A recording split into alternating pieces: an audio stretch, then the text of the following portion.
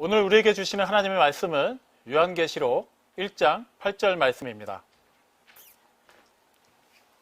주 하나님이 이르시되 나는 알파와 오메가라 이제도 있고 전에도 있었고 장차 올 자요 전능한 자라 하시더라. 아멘. 오순절날 마가다락방에 성령님께서 강림하심으로 교회는 태어났습니다. 성령님께서 그 교회의 원동력이 되신다는 이유만으로 교회가 무조건 승승장구했던 것은 아닙니다. 교회가 시작되었던 예루살렘은 유대교의 본거지입니다. 그곳에 있는 대부분의 유대인들은 유대주의자들이었습니다. 그들 입장에서 기독교는, 교회는 결코 반가운 대상이 아니었습니다. 그들 스스로가 선민이라고 여기고 하나님께서 그들의 모든 것을 책임지시고 영원히 보증하셨다고 생각하고 있는데, 교회는 오직 그리스도를 힘입어서 그 의로 말미암아 하나님의 자녀가 된다고 얘기합니다. 그들의 그 전통이 모든 것이 깨어지게 됐기 때문에 그들은 그것을 용납할 수 없었습니다. 당연히 교회를 핍박했습니다. 모든 수단과 방법을 가리지 않고 교회를 없애려고 시도했습니다. 그럼에도 불구하고 교회는 계속해서 뻗어나갔습니다. 심지어는 유대인들 입장에서 부정하게 여기는 이방인들조차도 예수를 주와 그리스도로 믿기만 하면 하나님의 자녀가 되는 권세를 누린다는 그 말, 도저히 유대인들은 받아들일 수가 없었습니다. 계속된 그 핍박 가운데 결과적으로 교회는 원래 주님이 말씀하셨던 대로 온 유대와 사마리아와 땅끝까지 이르러 복음을 전할 수 있는 기회를 마련하게 됐습니다. 그렇게 유대인들의 핍박을 피해서 여러 곳으로 흩어졌지만 그곳에서도 여전히 이미 자리를 차지하고 있었던 유대인들의 방해가 있었습니다. 하지만 그때까지만 해도 교회는 충분히 견딜 수 있는 힘이 있었습니다. 하지만 로마 제국이 점점 더 강성해지면서 교회는 그 다음에 로마 제국으로부터도 거센 도전을 받아야만 했습니다. 우리가 흔히 아는 것처럼 초대교회는 처음부터 로마 제국의 박해를 받지는 않았습니다. 소수의 로마 사람들이 많은 영토를 지배하고 있었기 때문에 그들은 자신들만의 물리적인 힘으로는 그 넓은 지역을 다 통솔할 수 없다는 것을 잘 알고 있었습니다. 그래서 그 해당되는 지역마다 그들이 가지고 있는 토속적인 신앙이라든가 그들의 생활 양식을 인정해 주는 것으로 그 지배 지역에 있는 사람들과 관계를 유지하고 있었습니다. 당연히 처음에 교회도 그런 맥락에서는 로마 제국에게 크게 문제가 되지 않았습니다. 물론 네로와 같은 그런 폭군이 등장하기도 했고 그는 자신의 그런 무능함을 감출 희생양으로 교회를 지목해서 교회를 무자비하게 탄압하기도 했지만 모든 로마 황제들이 다 교회를 싫어했던 것은 아닙니다. 단지 그 지역마다 있는 유대인들이 로마 당국자들을 계속해서 지켜서 교회에 핍박을 가하긴 했지만 그런대로 교회는 계속해서 자라갈 수 있었습니다.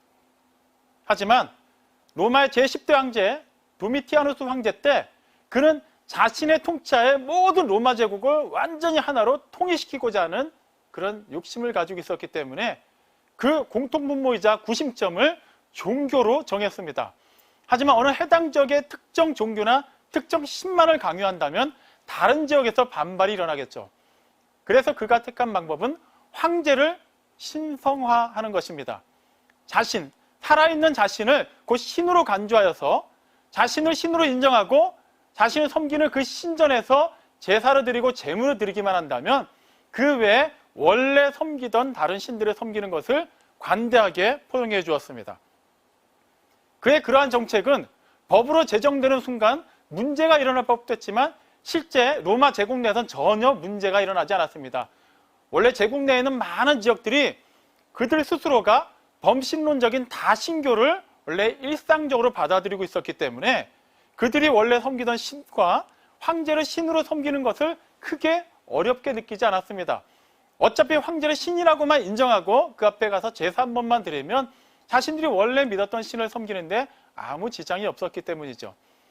하지만 거기서 교회와 황제 사이에 충돌이 일어납니다. 유일하신 삼위일체 하나님만을 믿는 교회는 당연히 황제를 신으로 인정하지 않았습니다. 기존에는 그것이 문제가 되지 않았지만 이제는 황제를 신으로 인정하지 않으면 범법자가 되는 상황이 되었습니다. 그때부터 교회는 본격적인 로마 제국의 박해가 임하기 시작했습니다. 우리가 흔히 아는 것처럼 십자가형은 예수님과 좌우에 달렸던 그런 죄수들만 박힌 형벌이 아닙니다. 가장 잔인한 형벌이면서 수많은 로마 제국의 항거를 일으킨 범법자들에게 내린 형틀이기도 했습니다. 그때 수많은 그리스도인들이 십자가에 달려 죽어야만 했고, 우리가 흔히 알고 있는 그런 원형 경기장에서 검투사들의 칼에 의해 죽거나 사자의 밥이 되기도 했습니다. 그럼에도 불구하고 그들은 계속해서 그 믿음을 지켜나갔습니다. 하지만 교회를 향한 도전은 거기서 끝나지 않았습니다. 우리가 익히 아는 것처럼 교회 내에 침투한 이단들이 그 힘든 시기에 교회를 계속해서 흔들어대기 시작했습니다. 특히 니골라당 같은 이단들은 우리가 한번 구원받으면 그 구원은 영원히 유효하기 때문에 세상에서 어떠한 죄를 짓더라도 전혀 그 구원이 문제되지 않는다라고 성도들을 부추기기 시작했습니다. 가뜩이나 순수한 신앙을 지키기 위해서 계속해서 그런 박해를 견뎌야만 했고 경제적인 그런 불이익을 감수해야만 했던 교회, 그 안에 있는 그리스도인들은 조금씩 그 말에 미혹돼서 배교자가 되기 시작했습니다. 그리고 다양한 이교도들과 접하면서 그들 사이에는 첫사랑을 잊어버리고 점차 세속적으로 빠져나가는 사람들이 생기기 시작했습니다. 그럼에도 불구하고 그러한 흔들리는 교회를 붙잡아 줄 수 있는 사도들은 이미 진작에 다 순교당하고 세상을 떠난 뒤였습니다. 그리고 신앙의 1세대들도 세상을 떠나고 이제는 그 2세대, 3세대들이 교회를 지키고 있을 때 계속해서 교회에서는 배교가 일어나고 밖으로는 많은 핍박이 임하게 되면서 남은 자들에게는 큰 의문이 생기기 시작했습니다. 우리가 하나님의 말씀을 사랑하고 그 말씀을 따라 살기 위해서 이렇게까지 몸부림을 치는데 왜 우리에게는 더한 박해가 있을 뿐이고 교회 안에는 하나님의 말씀을 우습게 여기는 이단들이 아무렇지도 않게 침투하고 있는 것인가? 과연 하나님께서는 이 상황을 어떠한 뜻 가운데서 이끌어가고 계시는 것인가? 그러한 의심이 생길 때마다 그들의 의문점은 더욱더 비본질적인 부분, 더 나아가서는 근본적인 부분에까지 흘러가기 시작합니다. 하나님은 과연 사랑이신가? 정말 저런 이단들이 말하는 것처럼, 영지주의자들이 말하는 것처럼 정말 예수님은 신성과 인성에 있어서 우리가 알고 있던 그런 하나님의 아들이 아니었던 것은 아닐까? 정말 세속적인 것에 잠깐 발을 담그더라도 우리의 구원과는 전혀 문제가 없는 것이 아닐까? 더 나아가서는 하나님은 과연 살아계시는 것일까? 그런 근본적인 질문에까지 도달했을 때 교회를 향해서 확실하게 하나님의 말씀을 전해줄 수 있는 사람들이 드물어가고 있었습니다. 세워진 사람들은 계속해서 순교를 당해야만 했고 교회는 지도자를 잃고 속절없이 떠내려가고 있을 그때 유일하게 살아있는 사도가 한 명 있었습니다. 바로 사도 요한입니다. 하지만 그는 그때 90세가 훌쩍 넘은 노년의 나이에 그조차도 교회에 갈 수가 없이 반모섬의 유배가 되어서 그런 탄광에서 힘든 중노동을 해야만 하는 그런 죄인의 신분으로 살고 있었습니다. 그 노년의 나이에 그 엄청난 중노동은 그의 육신을 상당히 힘들게 했을 것입니다. 그의 영혼도 많이 지쳤을 것입니다. 그 또한 계속해서 기도하며 물어봤을 겁니다. 하나님, 과연 이 시대에 우리가 무엇을 붙잡아야만 하며 하나님께서 이러한 박해를 통해서 우리에게 주시는 뜻이 무엇입니까? 사도조차도 그거에 대해서는 답을 듣지 못할 때 그때 주님께서 환상 가운데 그에게 나타나셨습니다. 그에게 계시를 주시고 또 보여주시고 주신 그 말씀을 기록하게 하셔서 교회에 전하게 하신 것, 그것이 바로 우리가 갖고 있는 요한계시록입니다. 아마 사도는 주님을 보았을 때 하나님의 음성이 들렸을 때 그는 분명히 기대를 했을 것입니다. 드디어 이 폭군 도미티아누스 황제로부터 교회가 자유롭게 되는 분명히 확실한 방법을 하나님께서 제시해 주실 것이라고 기대했을 것입니다. 아무렇지도 않게 교회에 침투해 있는 이단들로부터 확실하게 교회가 순결하게 거듭날 것을 기대했을 것입니다. 떠나갔던 배교자들이 다시 한번 회개하고 회심하고 교회로 돌아와서 교회가 다시 한번 생명을 얻고 자라가는 것을 기대했을 것입니다. 그런 그에게 하나님께서 주신 말씀, 물론 요한계시록 전체의 말씀이기도 합니다만 오늘 우리가 주목해 볼 말씀은 바로 나는 알파와 오메가다. 이제도 있고 전에도 있었고 장차 올 자요 전능한 자라. 어떻게 보면은 사도 요한이 기대할 만한 그런 말씀은 아니었을 수도 있습니다. 아니면 사도는 그래도 수준이 있기 때문에 받아들였다 할지라도 사도를 통해서 기록된 그 말씀이 교회에 전달됐을 때 그 핍박 가운데서 드디어 하나님께서 사도를 통해서 말씀을 주셨다는 기대를 갖고 그 말씀을 접하는 성도들에게는 어떻게 보면 힘이 빠지는 말씀이었을 수도 있습니다. 지금 그들에게는 하나님께서 알파와 오메가이신 게 그다지 중요하지 않습니다. 전에 계셨던 그 하나님이 이제도 계신다면 지금 이 순간 그들이 원하는 그 일을 해주셔야만 하나님은 진짜 말씀하신 대로 전능하신 하나님이 될 수 있었습니다. 장차 오실 하나님, 제발 그 장차 오실 대로 미루지 마시고 지금 오셔야만 한다고 그들은 생각하고 있었습니다. 하지만 하나님께서는 그들이 가장 갈급하게 원하는 그 질문에 대해서는 대답하지 않으십니다. 반면에 그들이 분명하게 알아야 되는 것을 먼저 알려주셨습니다. 당신이 곧 알파와 오메가요, 처음과 나중이요, 완전하신 분이시며 전혀 예전이나 지금이나 앞으로 영원토록 변하지 않는 전능하신 하나님이심을 알려주십니다. 거기까지입니다. 이제부터 전능한 내가 너희를 위해서 어떻게 하는지 봐라. 로마 제국을 어떻게 무너뜨리며 유대주의자들을 어떻게 내가 심판할 것이며 어떻게 이단들을 교회에서 쫓아낼 것인지 분명하게 보게 될 것이다라고 얘기하지 않으십니다. 첫사랑을 회복하라고 얘기하시고 너희 안에 그 잃어버렸던 그 말씀의 능력을 다시 회복하라고 말씀하시고 그 말씀의 근본이 되시는 하나님이 누구이신지를 바로 알라고 얘기하십니다. 여전히 이해가 되지 않습니다. 1세기 말 초대교회 그리스도인들에게 그 말씀이, 그리고 지금 이 시대 팬데믹 시대를 살아가면서 여전히 하나님 이 시대 이 상황 속에서 우리에게 원하시는 것이 무엇입니까? 라고 묻는 이 상황 속에서 요한계시록 1장 8절 말씀은 어떻게 보면 굉장히 멀리 떨어져 있는 말씀처럼 들릴 수 있습니다. 우리도 여전히 동일한 질문을 합니다. 하나님, 언제 우리는 바이러스로부터 자유로울 수 있습니까? 언제 우리는 마스크를 벗고 이전과 같이 자유롭게 찬양하고 모일 수 있습니까? 사회적 거리두기에 따라서 교회가 속절없이 문을 닫아야 되는 이 상황이 언제 종식될 수 있습니까? 하나님은 그러한 우리의 질문에 정확하게 말씀하십니다. 나는 알파와 오메가라. 이제도 있고 전에도 있었고 장차 올 자요, 전능한 자라. 사실 우리에게도 크게 와닿지가 않습니다. 그렇다면 우리는 하나님께서 주신 이 말씀의 의미가 무엇인지를 먼저 확인해 볼 필요가 있겠습니다. 알파와 오메가. 그 당시 말씀이 주어지던 그 당시 로마 제국 내에서 보편적으로 사용되던 헬라어의 알파벳 첫 자와 마지막 자입니다. 다시 말하면 나는 처음과 나중이다. 맨 처음과 맨 마지막이다. 나는 완전한 자다라고 말씀하시는 겁니다. 그 의미를 깨달아도 우리는 여전히 묻습니다. 하나님께서 완전하신 것과 지금 이 상황이 어떠한 관계가 있습니까? 완전하시다면 하나님 지금 이 상황을 왜 이대로 내버려 두시는 겁니까? 그래서 하나님께서 말씀하십니다. 나는 이제도 있고 전에도 있었고 장차 올 자라. 히브리서 13장 8절은 그 같은 표현을 이렇게 표현합니다. 어제도 오늘도 영원토록 동일하신 하나님이라고 말씀합니다. 그렇다면 이제는 분명하게 우리는 하나님께 따질 수 있는 근거가 생겼습니다. 하나님, 예전에도 계셨던 하나님, 지금도 계시는 하나님이라면 예전의 그 역사를, 예전의 그 능력을, 하나님이 말씀하신 그 전능하심을 왜 지금은 우리에게 보여주시지 않습니까? 이제도 계신다면, 장차도 계속 영원하게 계실 것이라면 당장 지금부터 우리에게 보여주셔야 되지 않겠습니까? 초대교회도 당연히 그 질문을 던졌을 것입니다. 하나님께서는 그들에게 동일하게 말씀하십니다. 나는 영원한 자다. 그리고 나는 영원히 너희를 사랑한다. 우리는 그러한 사랑한다는 말을 너무나도 추상적으로 이해하고 넘어가려고 합니다. 우리가 원하는 사랑은 그게 아닙니다. 가난한 나에게 하나님이 사랑하신다면 하나님은 돈으로 그 사랑을 증명해 주셔야만 합니다. 몸이 아픈 나에게 하나님이 사랑하신다고 말씀하신다면 나에게 건강을 주셔야만 합니다.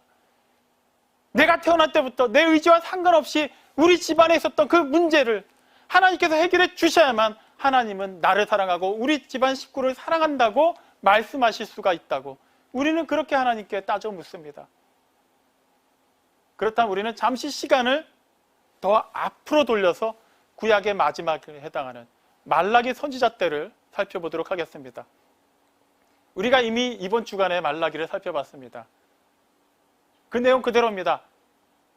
당시 말라기 선지자가 사역할 때 그 당시 예루살렘을 중심으로 해서 살고 있었던 유대 귀향민들은 처음에 바벨론 포로기를 마치고 돌아왔던 사람들이 아닙니다.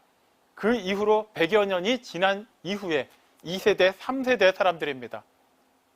그들은 이미 자신들의 조상들이 지어놓은 그 성전을 중심으로 한 예배를 드리고 있는 사람들이었습니다. 다시 예배가 회복되었고 하나님의 집이 완성되었고 그들의 모습만 봤을 때는 전혀 문제가 없을 것 같은 그 상황 속에서 하나님께서는 그들이 가지고 있는 그 치명적인 문제를 지적해내셨습니다. 그들 가운데는 하나님을 향한 신뢰와 하나님을 향한 사랑이 전혀 없었던 것입니다. 분명히 하나님은 그들을 향해서 책망하실 수 있습니다. 그럼에도 불구하고 말라기 1장 2절 통해 분명히 얘기하십니다. 나는 너희를 사랑한다고 말합니다. 똑같이 성전이 있을 때 그 성전이 있음에도 불구하고 나름의 형식을 갖춘 예배를 드렸음에도 불구하고 하나님을 사랑하지 않고 하나님을 원망하였고 하나님을 의심하였고 오히려 다른 우상에 빠져 있었던 그들의 조상들을 하나님께서 심판하셨습니다. 유다란 나라 자체를 아예 역사에서 지워버리셨습니다. 그리고 다시금 회복시키시는 그 과정에서 그들이 지금 똑같은 조상들이 했던 일들을 자행하고 있습니다. 변함없으신 하나님이라면 그들을 심판하실 수도 있습니다. 하지만 하나님은 이번에 사랑하신다고 얘기하십니다. 그 말을 들었을 때 그들이 어떻게 반응합니까? 하나님께서 우리를 어떻게 사랑하셨습니까? 라고 묻습니다. 정말로 하나님이 사랑하신다면, 우리를 진짜 사랑하신다면 예전에 우리가 그렇게 힘든 가운데 비록 내가 지은 게 아니라 우리 조상들이 지은 거긴 하지만 우리 조상들이 그 경제적인 어려움 속에서도 나름 희생을 감수하고 그 사마리아인들의 방해 속에서도 꿋꿋하게 하나님의 말씀에 의지하여서 성전을 재건하였고 예배를 회복하였지만 경제적으로 나아진 게 뭐가 있습니까? 100년이 지나는 동안에 우리는 결코 나아진 게 없습니다. 여전히 페르시아의 지배를 받아야만 합니다. 여전히 가난합니다. 우리가 기대했던 메시아는 아직까지 오지 않았습니다. 강력한 나라가 이루어지기는커녕 여전히 우리는 역사에 이름도 남기지 못하는 그런 변변찮은 그런 사람들의 모임으로 그대로 남아 있습니다.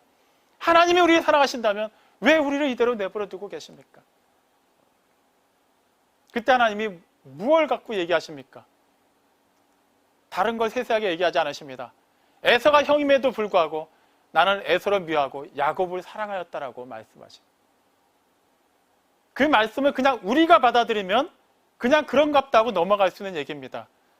하지만 그 말을 들은 유대인들은 하나님께서 그들을 진정으로 사랑한다는 것을 알 수 있었습니다. 에서의 후손이 에돔입니다. 야곱의 후손은 이스라엘이고 또 그렇게 북이스라엘과 남유다로 나눠졌습니다. 지금 그들은 남유다 후손들입니다. 그들 입장에서는 야곱의 후손인데 똑같이 에돔이나 유다나 바벨론의 침략을 받았어요. 그런데 에돔은 완전히 자취를 감췄습니다. 완전히 사멸되고 말았어요. 하지만 유다는 나라의 이름은 없어졌지만 지금 그들이 하나님을 원망하고 하나님께 불평하고 있는 그 땅이 하나님께서 예전에 그들의 조상들에게 약속하셨던 그 가나안 땅입니다.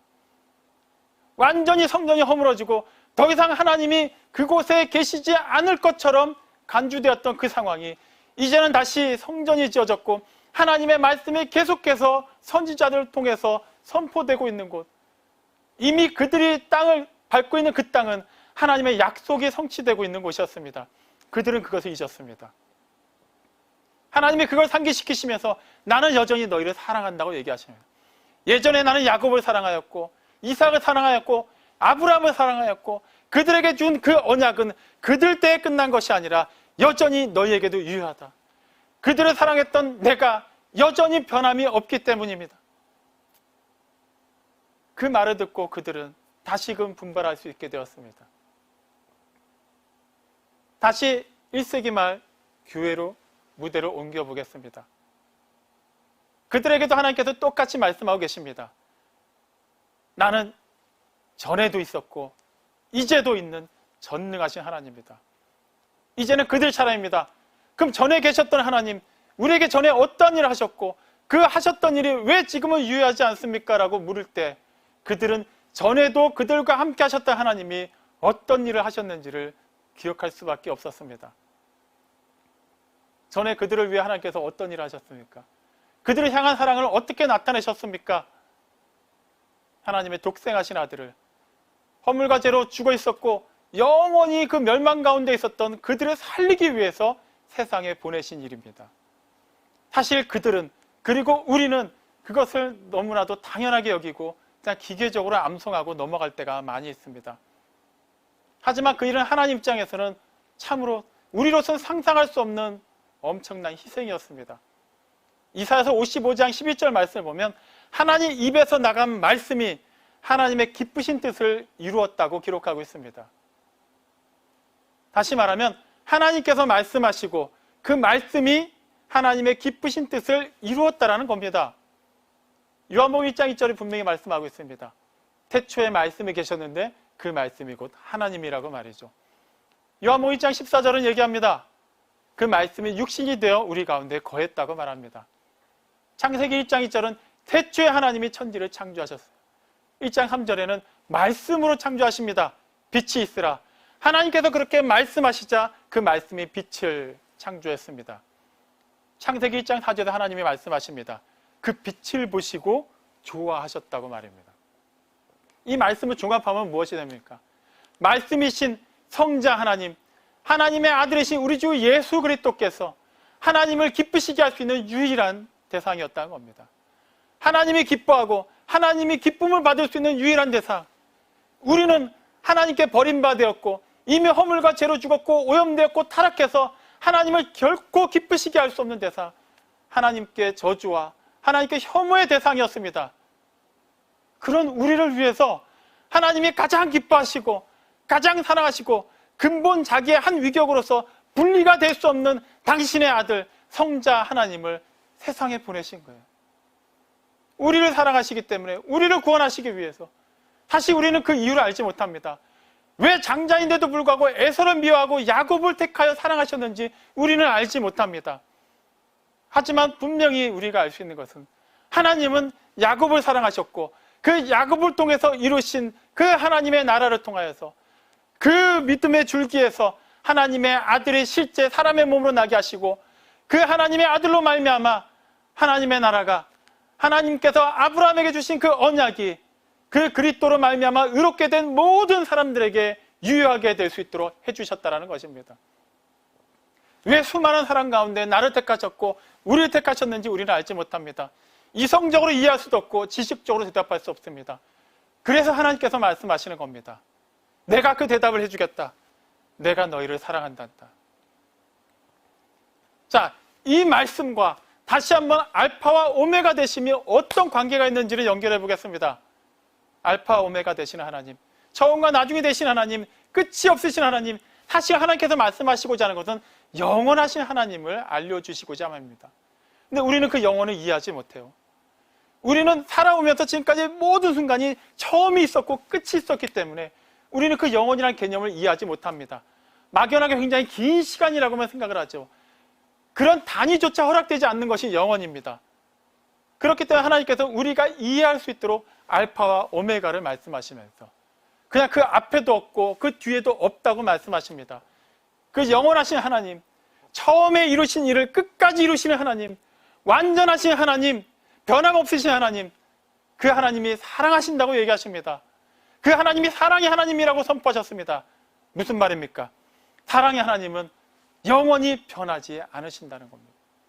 우리를 사랑하신 하나님은 우리를 향한 그 사랑을, 그 처음에 시작하신 그 사랑을 전혀 실수가 없이, 전혀 중단이 없이 끝까지 영원히 이어가시겠다고 말씀하시는 겁니다.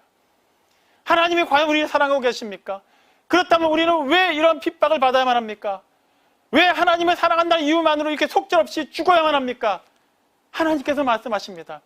예전에도 나는 너희를 사랑하였고 지금도 사랑하고 있으며 너희를 향한 나의 사랑은 영원히 변하지 않을 것이다. 예전에 받았던 복을 세어보아라. 예전에 내가 너희를 위해서 어떤 희생을 감수했는지를 생각해보아라. 가장 완벽한 때, 가장 아름답고 선한 방법으로 나는 반드시 너희를 향한 나의 사랑을 이룰 것이다. 이뤄왔던 그 사랑은 지금도 유효하며 앞으로도 영원히 변함없다. 이 사실을 알고 있다면 나를 믿어라. 너희가 알지 못하는 크고 비밀한 일, 너희가 예상하지 못했던 그때 반드시 이루어질 것이다. 지금 이 시기는 너희에게 고난이 아니라 너희의 믿음은 더욱더 연단하고 나의 자녀로서, 나의 백성으로서 그 순전한 자격에 이르도록 너희를 훈련하고 있는 과정임을 잊지 마라. 오히려 이 환난이 너희를 더욱더 하나님의 백성답게 만들어가고 있는 그런 특권이라는 것을 잊지 말라고 말씀하시는 겁니다. 그리고 하나님 말씀하십니다. 나는 전능한 자라. 처음부터 작정하신 그 사랑을 끝까지 이어가신 하나님, 그분이 전능하신 하나님이시라면 그 사랑만큼 완전한 사랑이 어디 있겠습니까? 그 사랑만큼 완벽한 사랑이 어디 있겠습니까? 그 사랑만큼 계산 없이 전적이고 순전하고 완벽하게 우리를 채우고 우리를 새롭게 감싸고 우리를 영원히 이끌어갈 수 있는 사랑이 어디 있겠습니까? 하나님은 지금 그걸 말씀하고 계십니다. 그 하나님이 말라기 선지자 때뿐만 아니라 이미 태초부터 그 마음을 품었던 하나님이 1세기 말 그 박해 가운데 있는 교회들뿐만 아니라 21세기 이 팬데믹 시대를 살아가는 우리 각 사람, 이 시대 교회를 향해서도 동일하게 말씀하십니다. 너희를 향한 나의 사랑은, 처음부터 작정한 그 사랑은 결코 끝나지 않고 중단되지 않고 이제도 진행되고 있다는 것을 잊지 말아라. 우리 연말이 되면 보통 이런 뉘앙스의 인사를 많이 합니다. 내년에는 잘 될 겁니다. 내년은 올해보다 더욱더 잘 되기를 바랍니다. 실제 우리는 더 잘 되기를 원합니다. 그렇다면 우리가 잘 되기를 원한다는 그 마음이 정말 얼마나 간절하고 얼마나 진실한지를 무엇으로 알 수 있을까요? 오늘을 기준으로 보겠습니다. 어제 입장에서 오늘은 내년이었습니다. 시간으로는 하루가 지난 시점이지만 내년이었습니다. 저도 어제 많은 사람들로부터 카톡이나 문자로 연락을 받았습니다. 주로 내용은 비슷했습니다. 내년에 더 잘 되시길 바랍니다. 건강하시기 바랍니다. 코로나는 극복될 것입니다. 그런 긍정적인 그런 메시지들이 많이 저에게 전달되었습니다. 자, 그 미지의 시간이었던 내년이, 그 미지의 시간이었던 내일이 지금이 되었습니다. 그래서 우리는 그 잘 되기를 바랐던 그 마음이 실제 지금 잘 되고 있다고 믿고 있습니까? 실제 우리가 기대했고 바랐던 그 일이 지금 실제적으로 일어나고 있습니까? 우리는 계속해서 미뤄두었던 그 시간, 기대치를 가득 담아두었던 그 시간을 한때는 그렇게 미뤄두었고 한때는 그 미지였던 그 시간을 살고 있는 지금 우리가 어떻게 그 시간을 살아가고 있는지를 점검하는 것으로 과연 우리가 이제도 있고 전에도 계셨고 장차 오실 하나님과의 관계에서도 얼마나 진실할 수 있는지를 확인할 수 있습니다. 하나님은 결코 변하지 않으십니다. 문제는 우리에게 달려 있습니다. 우리가 변하기 때문에 문제가 되는 것입니다. 우리는 자칫 하나님마저 그 미지의 시간 너머로 계속해서 밀어둔 채 우리가 원하는 모양의 하나님만을 구하고 있지는 않았습니까? 당장은 이 팬데믹이 종식되어야만 하나님은 그제서야 지금도 역사하시는 하나님이라고 인정받을 수 있는, 그렇게 한없이 힘이 없는 하나님이시지는 않았습니까? 내 스스로가 그동안 열심히 하나님을 위해서 행한 여러 가지 일들을 근거로 해서 나는 충분히 복을 받을 만하고 복을 받아야 함에도 불구하고 왜 하나님께서 이 어려운 시대를 살게 하시고 왜 나에게 이런 환난을 주시고 왜 나에게 이 고질적인 문제로부터 자유롭지 못하게 하시는가를 생각하며 오히려 그것이 하나님을 향한 원망으로 나가고 그것이 더 지경을 넓혀서 하나님과의 그 거리두기를 부지런히 실행하고 있는 계기로 삼고 있지는 않았습니까? 시간을 더 앞당겨서 출애굽 당시를 돌려보겠습니다. 그들은 분명히 하나님의 약속을 받고 나왔습니다. 애굽에서 소망 없이 종살이하고 있었던 이스라엘 백성들이 하나님께서 약속의 땅을 주시겠다고 하셔서 그들을 다 탈출시키셨습니다. 그렇다면 이들에게는 남은 것은 약속의 땅으로 들어가는 것뿐입니다. 결과가 어떻게 됐습니까? 한 사건, 사실은 그 한 사건뿐만 아니라 계속해서 일어났던 한 그런 패턴으로 말미암아 그들 가운데 20살 이상으로는 여호수아와 갈렙을 제외하고는 아무도 약속을 받았지만 약속의 땅에 들어가지 못했습니다. 출애굽 여정 40년 동안 하나님께서 매일같이 그들에게 놀라운 일을 행하신 날의 연속이었습니다. 하지만 우리는 출애굽기 보면서 계속해서 뭘 확인하고 있습니까? 매일같이 하나님께 패역하고 하나님을 원망하고 다시 애굽으로 돌아가고자 하고 주의 종 모세를 죽이고자 했던 그런 사람들의 죄된 모습을 계속해서 살펴봤습니다. 하나님을 하나님 되게 인정하지 않는 그들은 결국 약속의 땅에 들어가지 못했습니다. 만약에 그 하나님이 그대로 변치 않고 그대로 지금까지 계셨다면 과연 교회사에서 성경에 나와 있는 많은 사람들 가운데서 실제 우리에게까지 적용했을 때 과연 하나님 앞에서 살아있을 수 있는 사람이 몇 명이나 있을 수 있었겠습니까? 하나님 왜 빨리 역사하시지 않습니까? 왜 지금 이때 오시지 않습니까? 이러한 기도는 우리만이 하는 것이 아닙니다. 교회가 태동된 이래 2000년 동안 꾸준히 많은 사람들에게서 울부짖음과 함께 나왔던 기도 제목이었습니다. 하지만 조금만 더 시계바늘을 돌려서 생각해 본다면 우리가 아직 하나님을 만나기 전에 정말 누군가의 기도 응답 그대로 하나님이 오셨다면 우리는 어떻게 되었을까요? 우리는 허물과 죄로 죽은 그 상태로 하나님을 만나야 했을 것입니다. 그때 만나는 하나님은 사랑의 하나님이 아니라 심판자였을 것입니다. 하지만 하나님이 기다려주셨고 우리는 하나님의 자녀가 될 수 있는 그 은혜와 권세를 누리게 되었습니다. 하나님이 우리를 사랑하시기 때문에 우리를 향해서 영원전부터 가지셨던 그 계획을 포기하지 않으셨기 때문에 우리는 하나님을 아버지라 부를 수 있게 되었습니다. 사랑하는 성도 여러분, 하나님은 진실로 처음과 나중이 되십니다. 영원하신 하나님이십니다.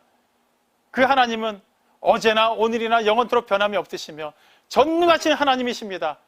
그 전능하신 하나님이 세상 끝까지 그리고 영원히 우리를 사랑하신다고 약속하셨습니다.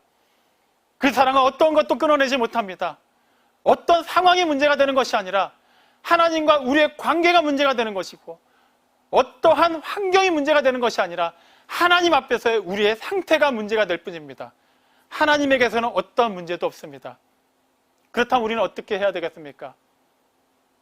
여전히 종식되지 않은 이 바이러스 시대를 살아가면서 우리는 어떠한 마음 자세를 가지고 2021년을 맞이해야만 하겠습니까? 눈에 보이는 하나님의 말씀을 두려워하지 않고 눈에 보이지 않는 그 바이러스를 언제까지 두려워하고 살 것입니까? 하나님께서 우리에게 말씀을 주셨고 그 말씀을 반드시 이루신다고 약속하셨고 실제 그 말씀은 계속해서 성취되어 가고 있습니다. 그렇게 오늘까지 이르게 되었음을 잊지 마십시오. 우리가 이 자리에서 우리가 온라인으로 예배드릴 수 있는 이 순간까지도 하나님께서 우리를 향한 그 사랑을 포기하지 않으셨기 때문에 우리가 이 예배에 참여할 수 있다는 것을 우리는 분명히 알아야만 합니다. 사랑하는 성도 여러분, 더 이상 하나님을 미지의 시간 그 너머로 넘겨두지 마십시오. 지금 하나님을 그대로 받아들이십시오. 지금도 살아서 역사하시는 하나님, 그 하나님 편에 서 있는 교회는, 그 하나님 편에 있는 사람은 세상에서 아무리 보잘것없다 할지라도, 세상에서 아무리 힘을 쓰지 못한다 하더라도 가장 복된 교회며 가장 복 있는 사람임을 잊지 마십시오. 그 거대한 로마의 제국의 세력 앞에서 얼마든지 사멸될 수 있었던 교회가 생명을 잃지 않을 수 있었던 것은 그들이 기댔던 것이, 그들의 근본이 세상의 세력과 돈이 아니었기 때문입니다.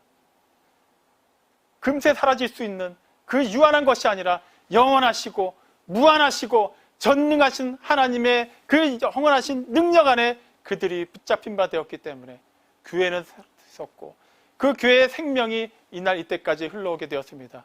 이제는 우리 차례입니다. 이제 우리가 하나님께 바로 서야만 할 때입니다. 이제 우리가 흔들리고 있는 그 중심을 바로잡아서 하나님 앞에 세워야만 할 때입니다. 하나님께서 그러면 역사하십니다. 하나님의 살아있는 말씀이, 하나님을 기쁘시게 하는 그 말씀이 우리를 통해서 하나님의 기쁘신 뜻을 이루실 것입니다.